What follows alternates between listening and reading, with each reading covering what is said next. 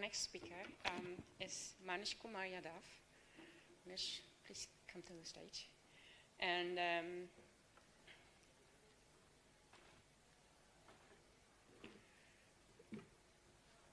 I'm struggling right now because I'm using the app to introduce you, and you haven't put any affiliation. I'm sorry.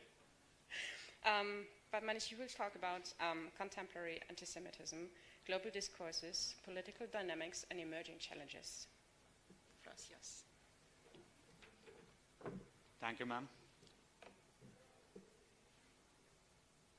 Well, everyone out here has a story to tell apart from research.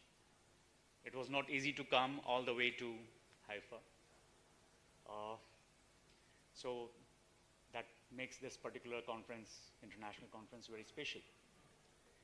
Second thing is, what I feel as a 53-year-old young man or old man or middle-aged man, I feel technology is a dual-edged sword, And instead of the PowerPoint stopping me, I'll stop the PowerPoint. The PowerPoint is out there. It's in public domain. And everyone is welcome to have access to it.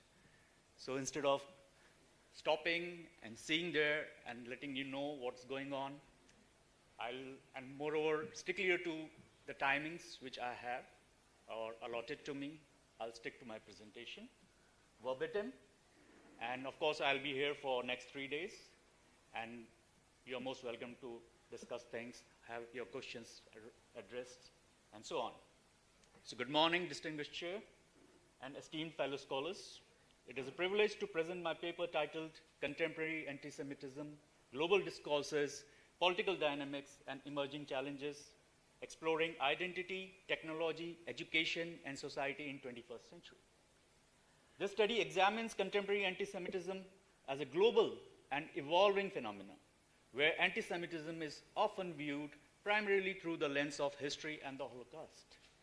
I argue that it should be understood as a recurring and adaptive social mechanism that re-emerges under specific political, social, and technological conditions.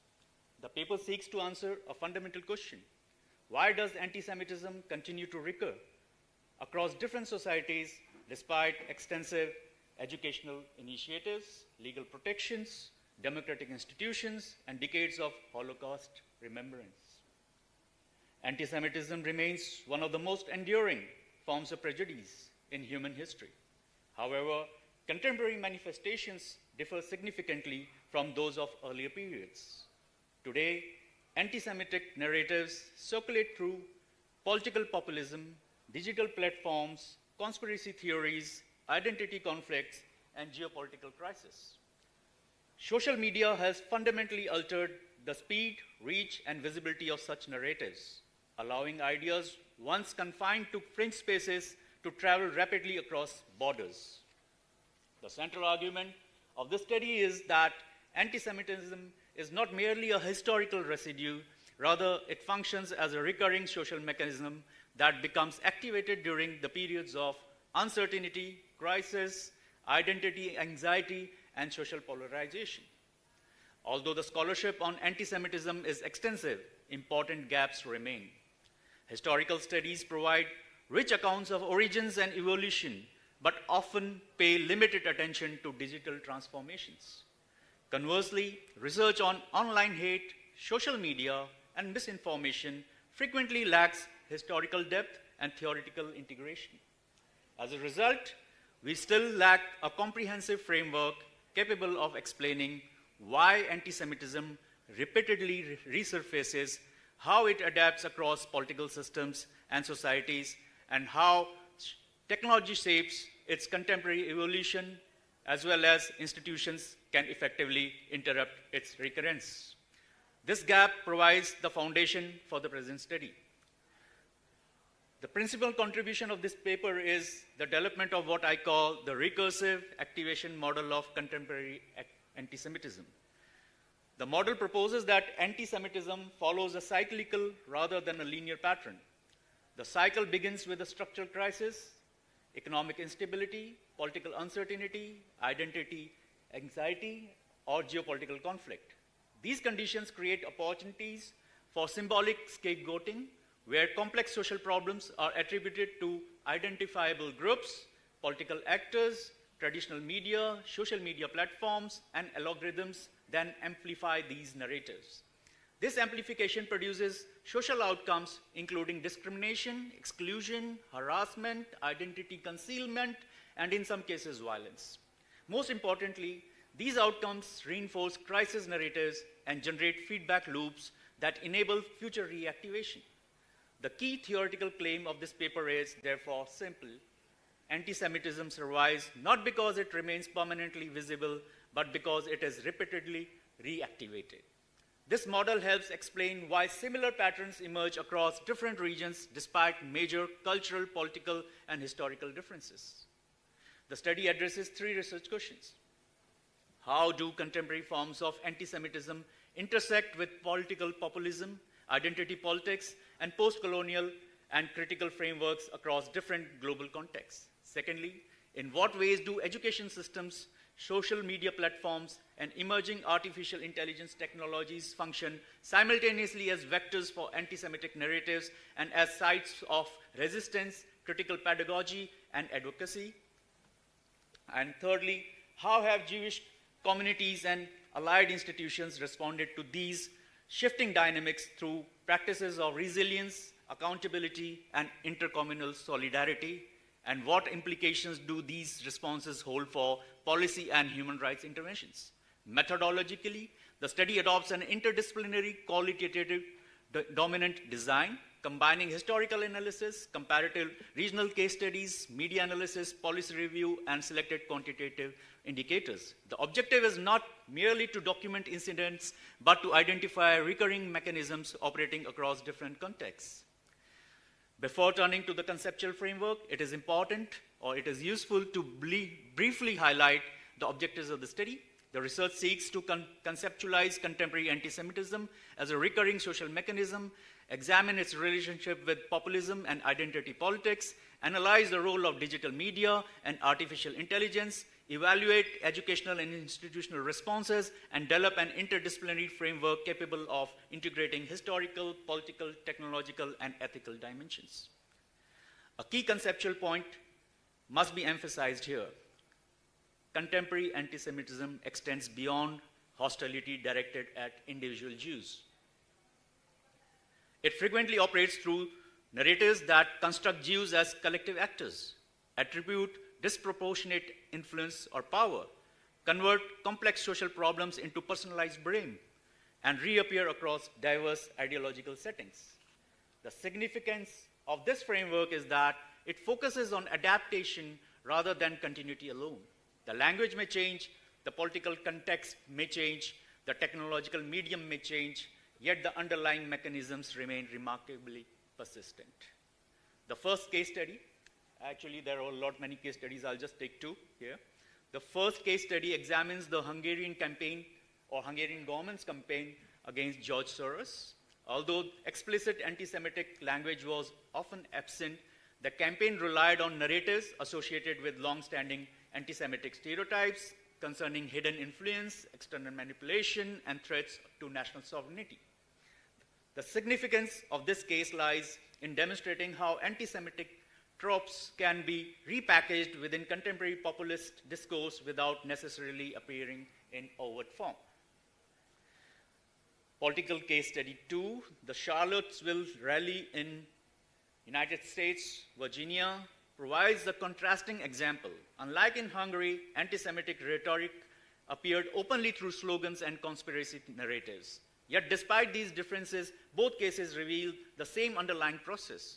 Political polarization creates favorable conditions for symbolic scapegoating. This finding directly supports the recursive activation model. Quantitative indicators reinforce these observations. For example, recent European Union Agency for Fundamental Rights surveys report that approximately 90% of respondents encountered anti-Semitism online, while significant proportions reported concealing their Jewish identity because of security concerns. Additional studies by ADL and UNESCO indicate substantial increases in online anti-Semitic content, Holocaust denial, and distortion within digital environments. The central takeaway is that digital spaces have become key arenas of production and circulation of anti-Semitic discourse. Technology functions as an accelerator rather than an originator of prejudice. Technology does not create anti-Semitism. However, it fundamentally transforms its scale, speed, visibility, and transnational reach. The examples of X, Telegram, and AI-generated outputs demonstrate how algorithmic amplification, virality, weak moderation, and biased training data can facilitate the spread of harmful narratives. The challenge, therefore, extends beyond content moderation. It concerns platform governance, algorithmic accountability, digital literacy, and ethical AI development. At the same time, generative artificial intelligence introduces new challenges, including synthetic propaganda, deep fakes, misinformation, and the potential distortion of Holocaust memory. These developments demonstrate that contemporary anti-Semitism increasingly operates within transnational digital ecosystems rather than solely within national political environments. The renewed escalation of conflict in the Middle East provides a contemporary illustration of recursive activation of anti-Semitic narratives. In many contexts, public debate increasingly collapses distinctions between Jewish identity, Zionism, and actions of the Israeli state, with the result that Jewish communities around the world are frequently positioned as symbolic proxies for broader geopolitical grievances. This dynamic demonstrates how periods of geopolitical conflict can reactivate pre-existing mechanisms of symbolic blame, collective attribution, and identity polarization. More broadly, it illustrates how contemporary anti-Semitism becomes embedded within wider struggle over identity, belonging, nationalism, political legitimacy, and competing narratives of victimhood extending beyond specific political disputes into broader societal and ideological conflicts. Education remains one of the most effective tools for prevention. However, remembrance alone is insufficient. Historical memory must be linked to contemporary manifestations of anti-Semitism if education is to remain socially relevant. Films, survivor testimonies, literature, and Holocaust education continue to play an important role. The challenge is to ensure that memory becomes a resource for critical vigilance rather than merely a ritual commemoration. Before moving to the comparative regional analysis, it is important to consider the role of universities and civil society briefly. Across many countries, university campuses have become sites of intense debate concerning identity, nationalism, conflict, and human rights. Studies report heightened perceptions of insecurity among some Jewish students, while parallel increases in anti-Muslim and anti-Arab prejudice highlight the interconnected nature of identity-based hostility. These developments reinforce the importance of digital literacy, critical pedagogy, intercommunal dialogue, institutional accountability, and democratic resilience. The comparative analysis reveals what I describe as patterns without uniformity. Europe exhibits crisis-driven incident spikes. North America is characterized by campus and online polarization. Middle East reflects conflict-driven political narratives, and South Asia increasingly experiences imported digital conspiracies. Yet despite these differences, common mechanisms recur across all regions. Identity anxiety, symbolic blame, crisis activation, and digital amplification. Their presence is one of the most important empirical findings of the study. The persistence of these mechanisms across diverse contexts therefore strongly supports the recursive activation model. The study also highlights resilience. Jewish communities and allied institutions have responded through education, advocacy, security initiatives, digital monitoring, Holocaust remembrance programs, interfaith dialogue, and coalition building. The evidence suggests that resilience emerges through strong institutions, community organization, educational engagement, interfaith cooperation, and institutional accountability. At this stage, let me return directly to the three research questions that guided this study. Firstly, regarding research question 1, how does anti-Semitism intersect with populism, identity politics, and broader political narratives? The evidence from Hungary and Charlottesville and comparative regional analysis demonstrates that anti-Semitism functions as a recurring mechanism of symbolic scapegoating, activated during the periods of political uncertainty, identity anxiety, social polarization, and geopolitical conflict. Although its forms vary across contexts, the underlying logic remains remarkably consistent. Secondly, regarding question 2, research question 2, how do technology and education simultaneously function as vectors and sites of resistance? The findings show that social media platforms and AI systems amplify anti-Semitic narratives through algorithmic visibility, misinformation, and virality. At the same time, Holocaust education, digital literacy, critical pedagogy, and counter-speech initiatives provide important mechanisms of prevention, awareness, and resistance. The findings also suggest that universities, civil society organizations, and emerging AI governance frameworks will become increasingly important arenas in which these challenges are negotiated and addressed. Finally, coming to research question 3, how do communities build resilience? Jewish communities, advocacy organizations, educational institutions, and interfaith networks have demonstrated resilience through monitoring, education, coalition building, community engagement, and digital advocacy. These responses highlight the importance of institutional accountability, democratic norms, and intercommunal solidarity.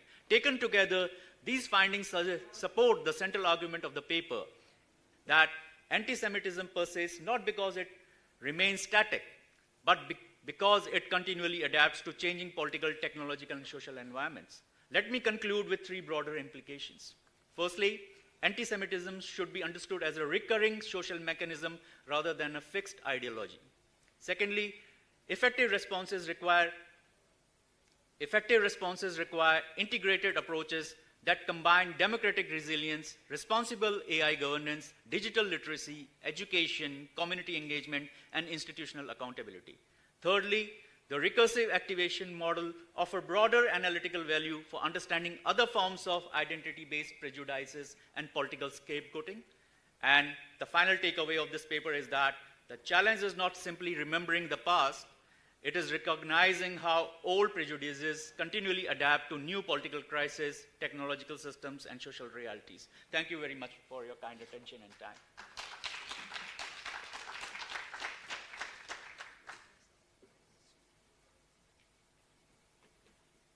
Thank you so much, Manish. Are there any immediate questions?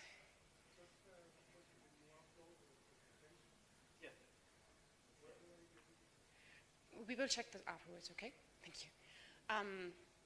Then in the Middle East, and also you have some similarities between Indonesian Muslims and American Muslims of how they view Islam, pluralistic issues, etc.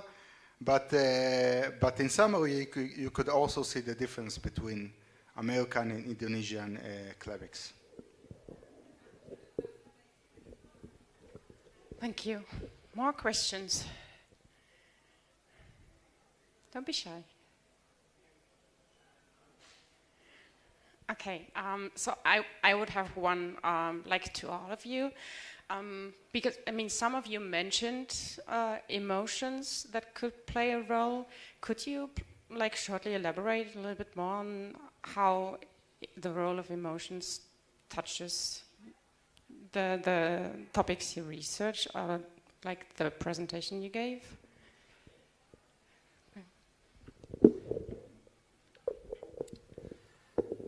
Well, for my presentation, emotion is a huge and significant issue because it was my personal experience. But regarding anti-Semitism, I think emotion is always present because it's so difficult to understand, it's so difficult to process, and when you face it and you try to first of all understand it, the emotion is a key issue in order to try to, in somehow, to elaborate why it's happening.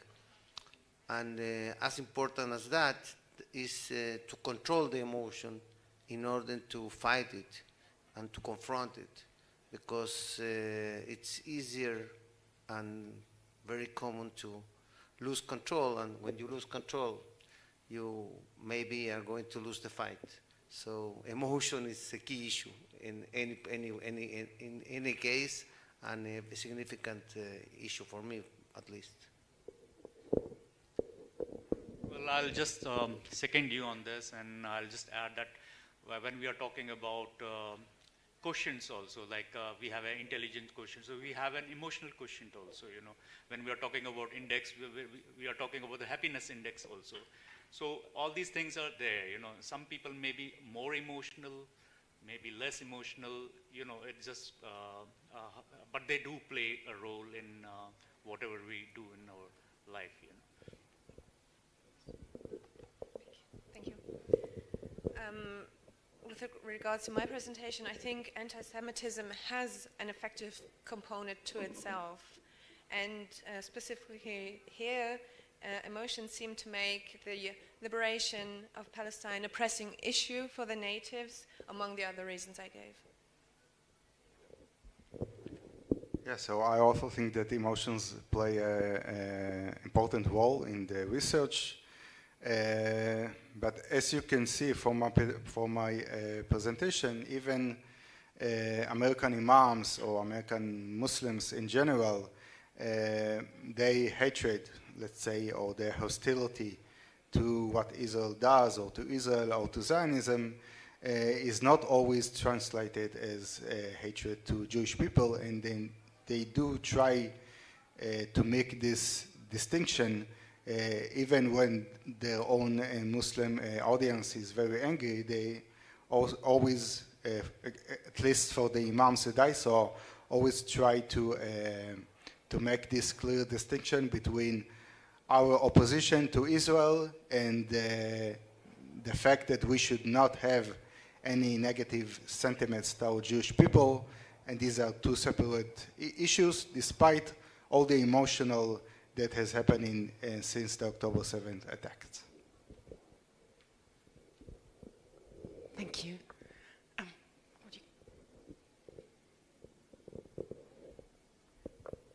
So do you see any difference between anti-Zionism and anti-Semitism based on your researches?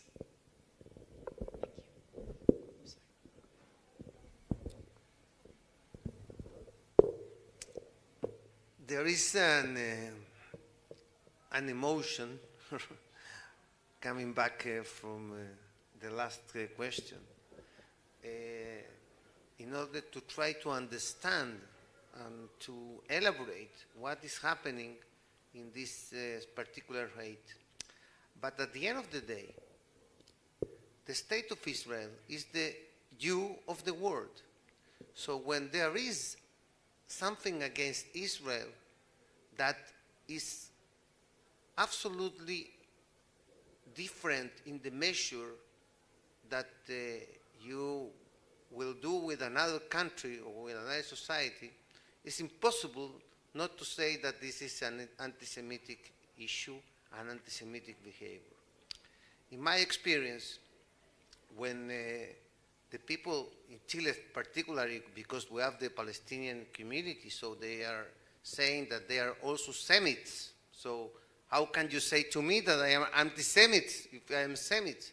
They don't understand that the word anti-Semite was invited with Mr. Marr in 1879 like a special word against Jews, not something like against the Semite people.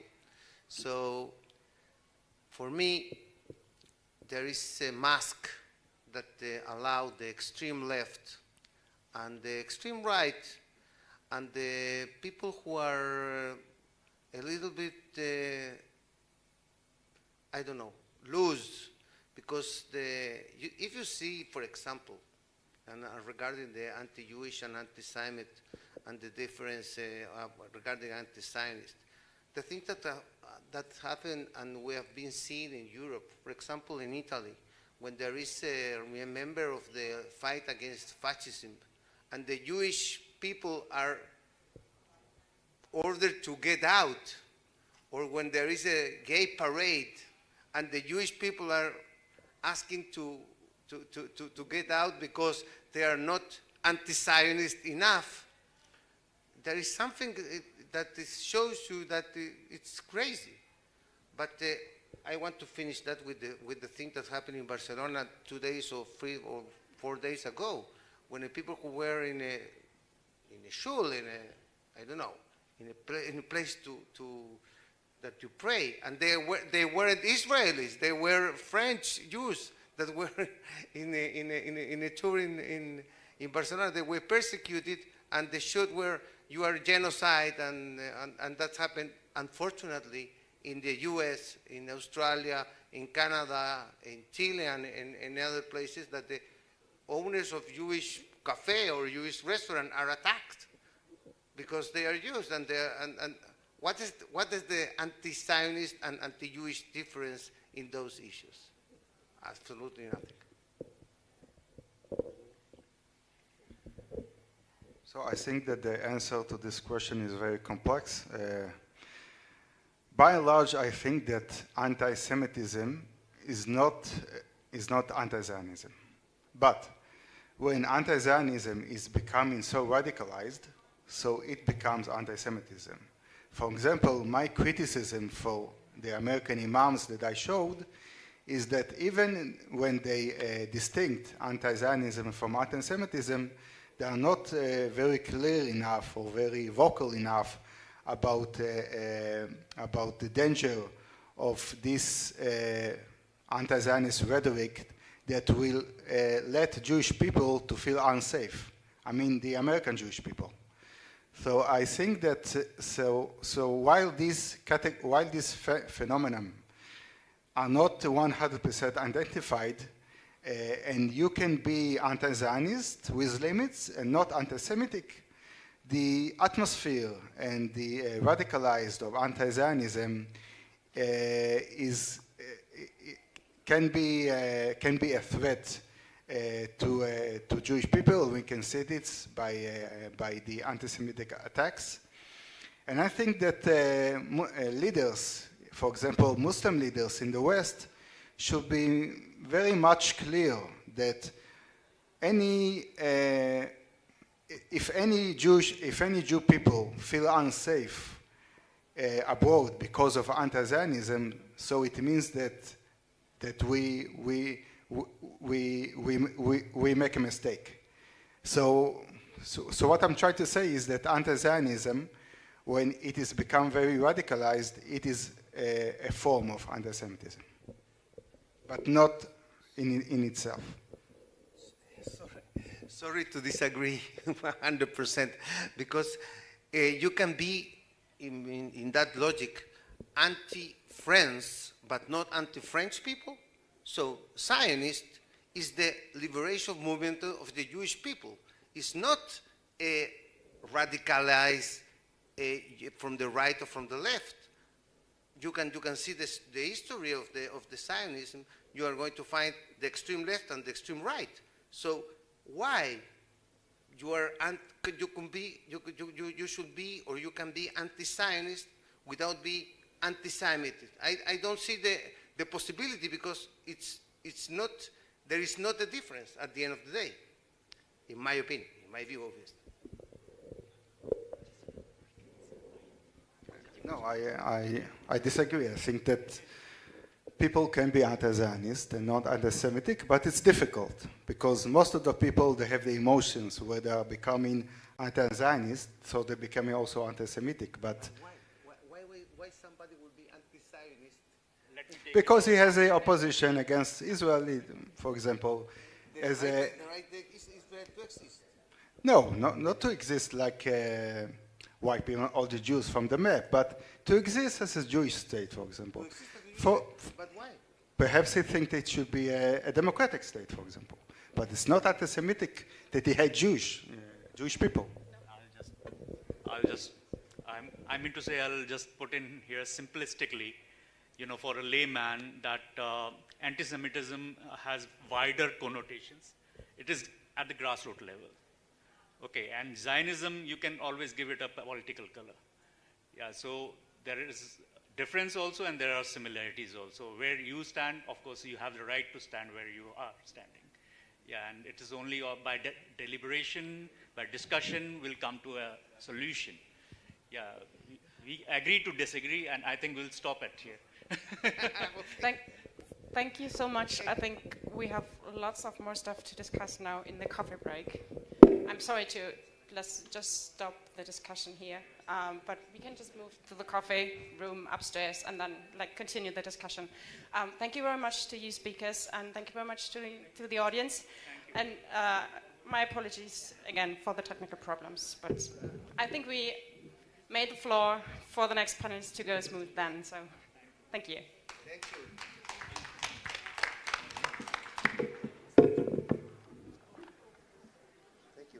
That's great. I disagree, but you have the right to think about that.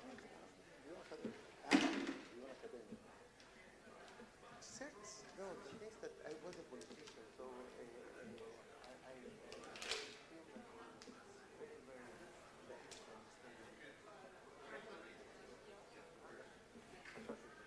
Is it your question?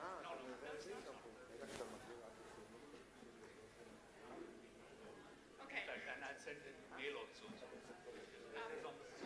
It should be on the computer. I just don't know where. My system is there. Yeah. The PPT is like Yadav, Y-A-D, and Yeah. my name. Yeah. In fact, I shared it with the Okay. Yeah. I saw that people are. It's on contemporary and